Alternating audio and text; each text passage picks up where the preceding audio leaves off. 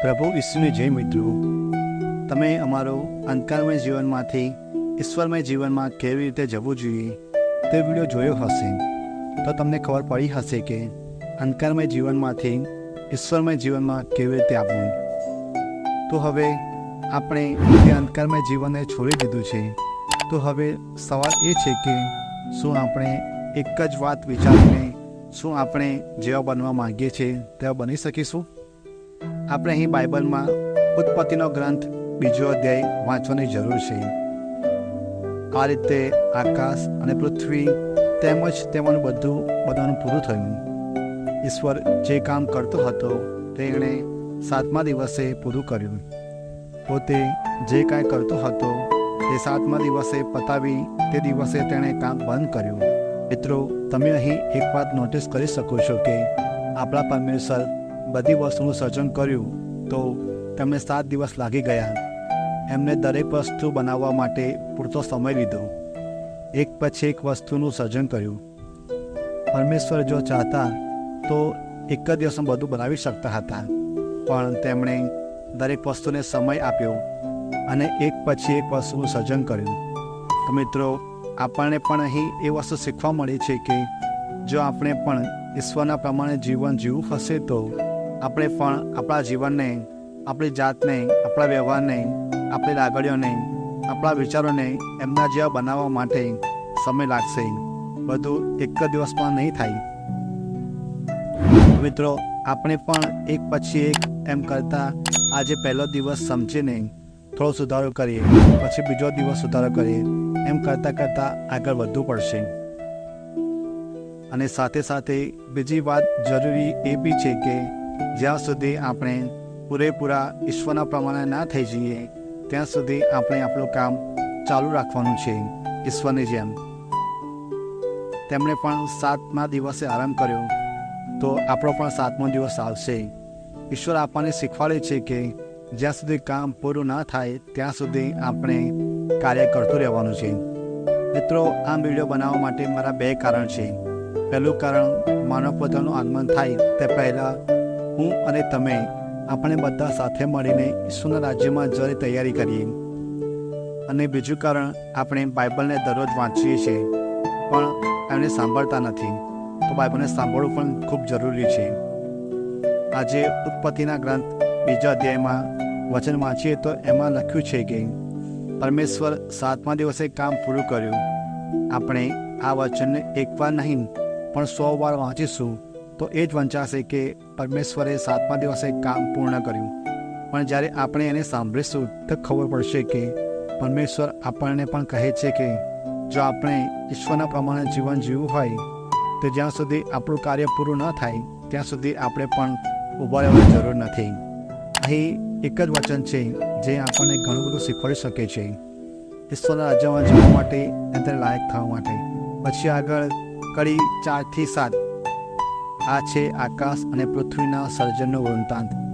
જ્યારે પ્રભુ પરમેશ્વરે પૃથ્વી અને આકાશ બનાવ્યા ત્યારે પૃથ્વી ઉપર કોઈ ખેતરનો છોડ નહોતો કે કોઈ વનસ્પતિ પણ ઉગી નહોતી, કારણ પ્રભુ પરમેશ્વરે પૃથ્વી ઉપર વરસાદ વરસાવ્યો ન હતો અને ધરતીને ખેડનાર કોઈ માણસ ન હતો.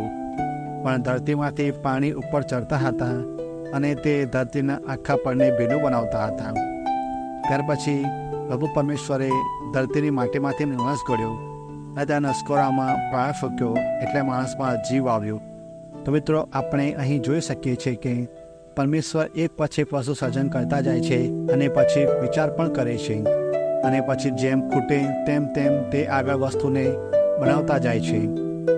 તેવી જ રીતે આપણે પણ જ્યારે ઈશ્વરના પ્રમાણે જીવન જીવવાની શરૂઆત કરીશું ત્યારે પણ આપણે જેમ આપણામાં બદલાવ લાવીશું તે આપણને બરાબર કર્યું છે કે નહીં, અને બરાબર નહીં કર્યું હોય તો સુધારવાની જરૂર છે, અને બરાબર કર્યું હશે તો આગળ વધવાની જરૂર છે.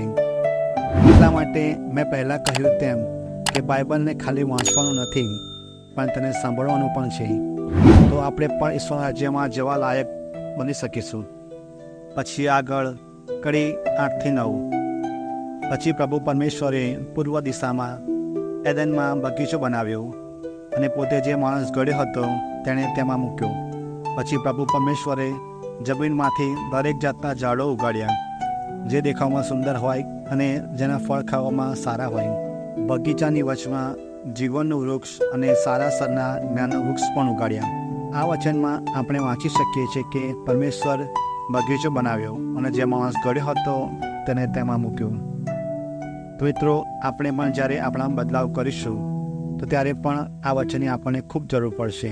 કેમ કે સમજો કે આપણે સારું બોલી શકતા હોય, આપણા દિમાગમાં કે દિલમાં સારા વિચાર જ ન આવતા હોય, તો શું આપણે આપણા ઈશ્વરને પ્રાર્થના કરી શકીશું? તેમજ દરેક વસ્તુ માટે એક જગ્યા હોય છે. તેમ ઈશ્વર આપણને શીખવાડે છે આપણા જીવનમાં આપણા વિચાર, આપણો વ્યવહાર, આપણે શું બોલીએ છીએ, શું કરીએ છીએ, શું કરવા માંગીએ છીએ, કોઈ કામ કરવા પાછળ કરવાની આપણે મનમાં રહેલી દાનત, આપણી જોવાની દ્રષ્ટિ, આપણો સ્વભાવ, આપણા સપનો, આપણી ઈશ્વર પ્રત્યે આગળ વધવાની ચાહત, આવા અનેક ગુણો બહુ જરૂરી છે જે આપણને ઈશ્વરમય જીવન જીવવા માટે જરૂરી છે. પછી આગળ 10મી કડી, બગીચાને પાણી પાવા માટે એદનમાંથી એક નદી વહેતી હતી. ત્યાં તેના 4 ફાંટા પડી 4 નદી બની જતી હતી. તો તમે વાંચશો તો ખબર પડશે કે પરમેશ્વર બહુ સુંદર અને સરસ બગીચો તો બનાવ્યો, પણ તેને સારી રીતે વૃદ્ધિ થાય તે માટે તેને પાણી જરૂરી હતું, તો તેની માટે એક નદી પણ બનાવી. તો મિત્રો, આપણે અહીંયા બહુ સરસ વાત જાણવા મળે છે કે જ્યારે આપણે ઈશ્વરમય જીવન જીવવાની શરૂઆત કરીશું, શૈતાન આપણને બધી રીતે આપણું ધ્યાન ભટકાવવાની કોશિશ જરૂર કરશે. તો તેની માટે આપણે આ વચનથી એક વાત શીખવા મળી છે કે આપણે પણ દરરોજ બાઇબલનું વાંચન અને પ્રાર્થના કરવી પડશે, જેથી કરીને જો કોઈ મુસીબત આવશે આપણા રસ્તામાં તો આપણે એને આસાનીથી પાર કરી શકીશું. આપણે પણ આપણા જીવનમાં બાઇબલ રૂપી નદી આપણા જીવનમાં વહેતી કરવી પડશે, જેથી કરીને આપણા ઈશ્વરમય જીવનની વૃદ્ધિ થાય. પછી આગળ વચન 11-14 વાંચીશું તો જાણવા મળે છે કે 4 અલગ નદી વિશે જણાવવામાં આવ્યું છે અને દરેક નદીની એક વિશેષ વાત છે. તો મિત્રો, આપણને પણ અહીં જેમ એક નદીમાં સોનું પાકે છે અને બીજી નદીમાં ગુગળ અને અકીક પાકે છે, તે પરથી એક વાત શીખવા મળે છે કે જ્યારે આપણે આપણા પરિવર્તન લાવીશું તો આપણને ખબર નથી, પણ લોકો આપણને જોઈને, આપણને સાંભળીને, તો કેટલાક આપણો સ્વભાવ જોઈને, તો કેટલાક આપણો ઈશ્વર પ્રત્યેનો પ્રેમ જોઈને એમના જીવન પર ઘણી અસર કરી દઈશું આપણે. એટલે આપણે બધી રીતે તૈયારી કરવી જરૂરી છે. પછી આગળ વચન 15-17માં જણાવવામાં આવ્યું છે કે પરમેશ્વર આદમને એક સૂચના આપે છે અને જો એ સૂચના પ્રમાણે ના કરે તો તેનું મોત નિશ્ચિત છે. તો મિત્રો, આપણને અહીં ધ્યાનથી આપણને આ વચન સાંભળીશું તો ખબર પડશે કે ઈશ્વરથી દૂર થઈને તો આપણે કોઈ વાતનો સુખ પ્રાપ્ત થઈ શકે નહીં. તો આજે આપણે ઉત્પત્તિના ગ્રંથમાંથી 2 અધ્યાયમાંથી એક વાત જરૂર શીખવા મળી છે કે ઈશ્વરના પ્રમાણે જીવન જીવવું હોય, તેમના રાજ્યમાં પ્રવેશ કરવો હશે તો બધી રીતે આપણે બદલાવ લાવવો પડશે અને તેની માટે જરૂરી સમય પણ આપવો પડશે અને ધીરે ધીરે આગળ વધવું પડશે. હું આશા રાખું છું કે તમને આ વિડીયોથી ઘણું શીખવા મળ્યું હશે અને જો તમને આ વિડીયો સારો લાગ્યો હોય તો તમે બીજા ભાઈઓ અને બહેનોને પણ શેર કરજો, લાઈક કરજો અને અમારી આ યુટ્યુબ ચેનલને સબસ્ક્રાઈબ પણ જરૂર કરજો. આભાર.